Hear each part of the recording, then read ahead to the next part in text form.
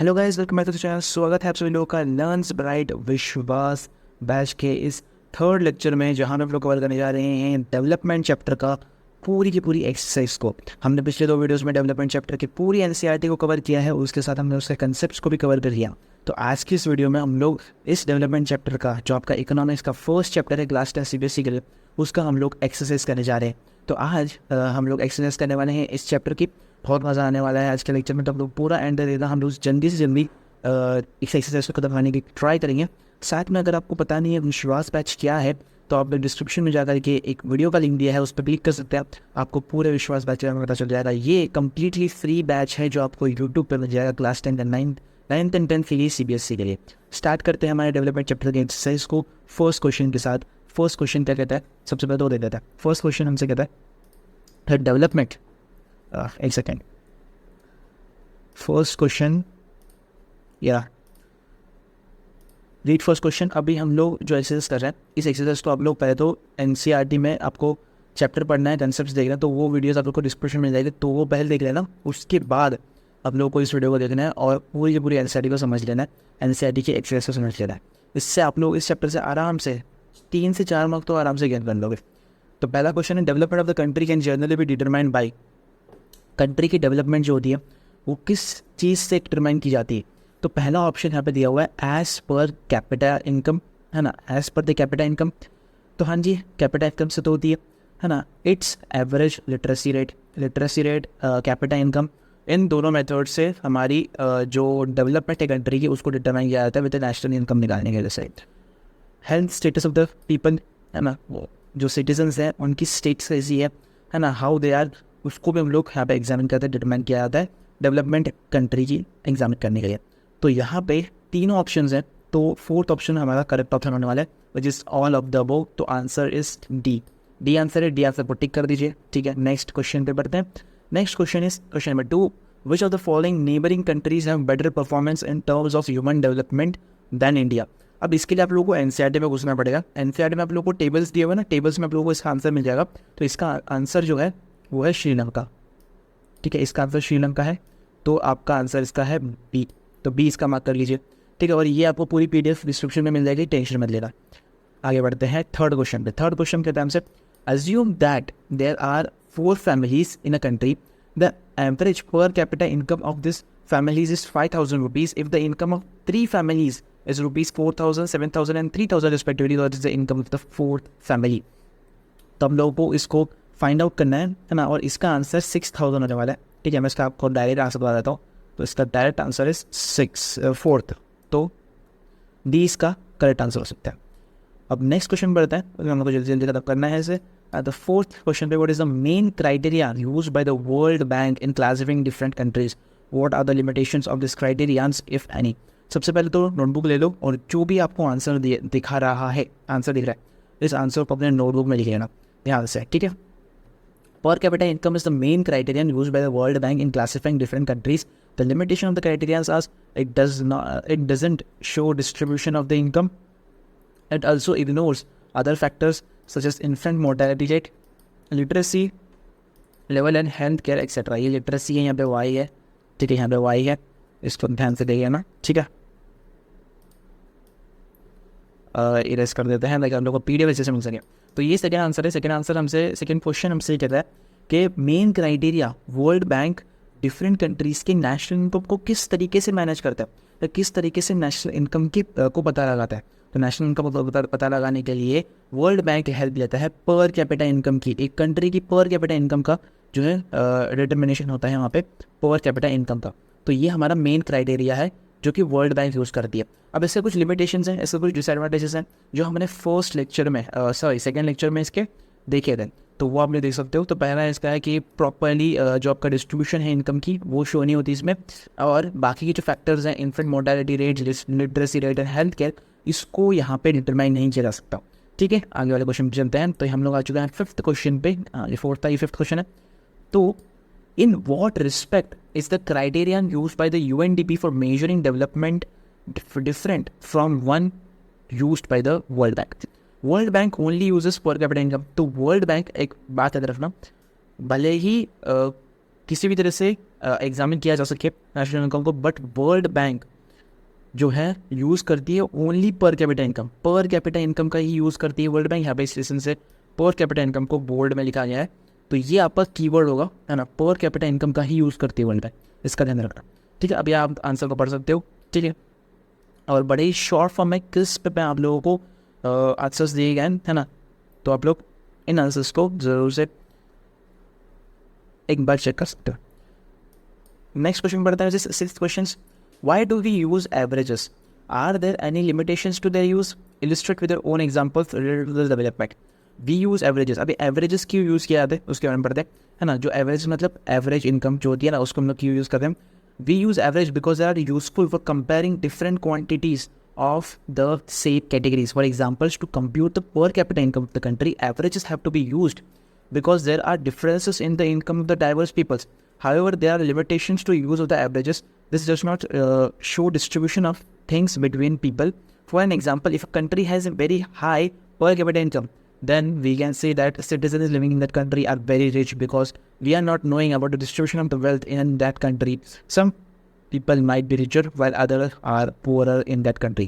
तो एवरेजेस तो निकाले जाते हैं ना, वो एक प्रॉपर डिस्ट्रीब्यूशन फाइंड आउट करने के लिए, प्रॉपरली कंपेयर करने के लिए फाइंड आउट किया जाता है। सबसे पहले तो कंट्री की पर कैपिटा इनकम फाइंड की जाती है ना, बट एवरेजेस क्यों यूज़ किया जाता है ना, ताकि वो different income, different diversities of the peoples के, अलग अलग तरीके के लोगों के अलग अलग इनकम्स को हम लोग डिफरेंसेस निकाल सकते हैं उसके, इसी रीज़न से एवरेजेस का यहाँ पे यूज़ किया जाता है। ठीक है, तो हाउएवर एवरेजेस के भी कुछ यहाँ पे नुकसान होते हैं, कुछ लिमिटेशंस होती हैं, है ना। This does not show distribution of things between people, है ना। जो डिस्ट्रीब्यूशन होता है, प्रॉपर डिस्ट्रीब्यूशन है, इसको एवरेज भी नहीं बता सकता। एवरेज इनकी इनकम बता सकता है, इनकम को डिस्ट्रीब्यूट बता सकता है, बट प्रॉपर डिस्ट्रीब्यूशन यहाँ पे एवरेज भी नहीं बता सकता, है ना। अब सपोज करो इसमें एक एग्जाम्पल दिया गया है, जैसे हम लोगों ने बताया गया क्वेश्चन में इलस्ट्रेट एन एग्जाम्पल, तो एक एग्जाम्पल समझते हैं। अगर किसी कंट्री में बहुत ज़्यादा रिच पीपल्स रहते हैं, है ना, बहुत ज़्यादा रिच पीपल्स, एक रिच कंट्री है, तो हम लोग उसको एक रिच कंट्री मानेंगे, एक डेवलप्ड कंट्री मानेंगे, बट हम लोग उसमें भी एक लिमिटेशन लगती है, तो हमें पता नहीं है कि पूरी कंट्री में हर एक इंसान के पास कितना इनकम है, हर एक इंसान कितनी इनकम जनरेट कर रहा है, और वो जो टोटल इनकम है, वो जो नेशनल इनकम है, वो पूरे के पूरे कंट्री में किस तरह से पर पर्सन में डिस्ट्रीब्यूट हुई है। ठीक है, तो इस वजह से हम लोग कह नहीं सकते कि वो रिच है या पुअर है। ठीक है, तो सिक्स्थ क्वेश्चन है हो गया हमारा। सेवंथ क्वेश्चन में चलते हैं कि Kerala with the lower per capita income has better human development ranking than Haryana, hence per capita income is not a useful criterion at all and should not be used to compare states. Do you agree? है ना, do you agree?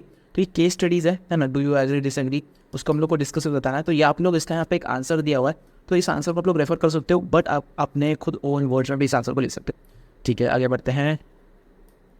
Find out the present sources of energy that are used by the peoples in India. What will be the other possibilities 50 years from now? तो किस types की energies को use किया जाता है, तो एनर्जीज मतलब basically electricity, crude oil, है ना, कोल, ये सारी चीज़ हम लोग यूज़ करते हैं, इन्हीं एनर्जीज की यहाँ पे बात करी जा रही है। तो हमने यहाँ पे बताया गया है, ठीक है, ये देखो यहाँ पे कहाँ गया है कर्सर, इलेक्ट्रिसिटी, कोल, क्रूड ऑयल, काउ डंक and solar energy, in energies का यूज़ किया जाता है। ठीक है, other possibilities 50 years from now, अभी 50 ईयर्स तक हम लोग क्या क्या जगह पे मेजर्स पे पहुँच सकते हैं। आज से 50 ईयर्स के बाद 50 ईयर्स तक हम लोग ethanol, bio diesel, nuclear energy, other better usage of wind energy का यूज़ कर सकते हैं, specially with the imminent danger of oil resources running out. ठीक है, 9th क्वेश्चन पे आते हैं। 9th question is why is the issue of sustainability important for development. Sustainability development के लिए क्यों ज़रूरी है, ये इस आंसर में बताया गया। तो आप लोग इस आंसर को एक बार रेफर कर सकते हो, पढ़ सकते हो, है ना, बहुत ईजी आंसर है, तो आप लोगों को पढ़ कर समझ में आ जाएगा। ठीक है, आगे बढ़ते हैं। 10th question, the earth has enough resources to meet the needs of all, but not enough to satisfy the greed of even one person. How is the statement relevant to the discussions of the development discussed? तो ये भी case study based questions है। ऐसे questions exam में आने की बहुत ज़्यादा संभावनाएं बढ़ जाती हैं, है ना, पॉसिबिलिटीज बहुत होती है ऐसे क्वेश्चंस के एग्जाम में आने की, पर इसको थोड़ा सा ट्रिकी करके आप लोग को एग्जाम में डाला जाएगा, पर इस तरीके के क्वेश्चन रहेंगे तो इस तरीके के क्वेश्चन को अच्छे से कर जाएगा। 11th क्वेश्चन पे आते हैं। List a few examples of environmental degradation that you may have observed around you, है ना, कुछ environmental degradations के बारे में ऐसे क्वेश्चंस बेसिकली आप लोगों को एग्जाम में नहीं पूछे जाएंगे, और फिर भी आप लोग इस आंसर को एक बार देख सकते हो। अब यहाँ पे एक नए टाइप का क्वेश्चन आया है जो कि टेबल फॉर्म क्वेश्चन है, तो इसको हम लोग अच्छे से समझेंगे। For each of the item given in table 1.6 find out which country is at the top and which is the bottom. तो हम लोग को फाइंड करना है कौन सी कंट्री टॉप पे है एंड कौन सी कंट्री बॉटम पे है, हमको इतना फाइंड करने का। तो हमको सबसे पहले तो पर कैपिटा इनकम निकालनी पड़ेगी, है ना। तो सबसे पहले रुक जाओ,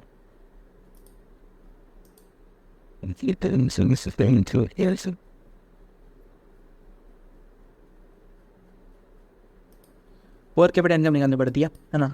तो पहली चीज़ तो पर कैपिटा इनकम निकालो।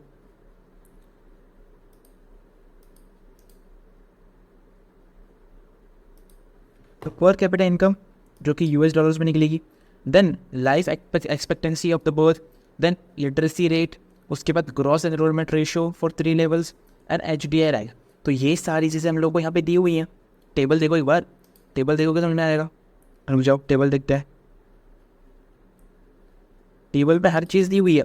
जैसे हमने ग्रॉस नेशनल GNI निकाला यहाँ पे, हाँ, तो GNI हमको यहाँ पे निकालना है, ग्रॉस एनरोलमेंट रेशियो, ठीक है। लाइफ एक्सपेक्टेंसी ऑफ बर्थ वो फाउंड आउट करना है, हम लोग को यहाँ पे दिया हुआ है। टॉप पे कौन है लाइफ एक्सपेक्टेंसी में, सबसे ज़्यादा किसका है, श्रीलंका का, तो श्रीलंका, ठीक है। बॉटम में कौन सी है, म्यांमार है, तो म्यांमार आंसर आएगा। फिर mean years of schooling of people age 25 and above, मतलब इसमें लिटरेसी रेट के बारे में हम लोग को HDI में बताया गया यहाँ पे, ठीक है। लिटरेसी रेट के बारे में बताना है, पर कैपिटा इनकम के बारे में बताना है। पर कैपिटा इनकम भी सबसे ज़्यादा किसकी है, श्रीलंका की है।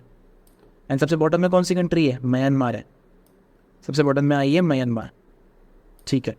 इसके बाद HDI की बात करें तो HDI में भी टॉप पे है हमारी श्रीलंका, ठीक है। टॉप पे भी जो है, सॉरी यहाँ पे गलत है, टॉप पे श्रीलंका नहीं है, टॉप पे तो यहाँ पे पाकिस्तान है HDI के मामलों में। तो HDI के मामलों में पाकिस्तान सबसे टॉप पर है। एंड बॉटम में नेपाल नहीं है, बॉटम में श्रीलंका है। तो ये आंसर यहाँ पे गलत टेक्स्ट किया हुआ है, आई एम सॉरी। तो इसको हम लोग बता दिया कैसे करना है, ठीक है।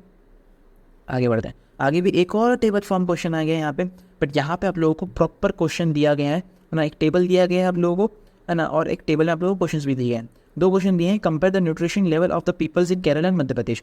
तो मध्य प्रदेश और केरला के बीच के जो न्यूट्रिशन लेवल्स हैं हम लोग को उसको कंपेयर करना है। तो nutrition level of the people of Kerala is quite higher than the peoples than the people both male and females of Madhya Pradesh. Their ratio of under nourished is less than the Madhya Pradesh.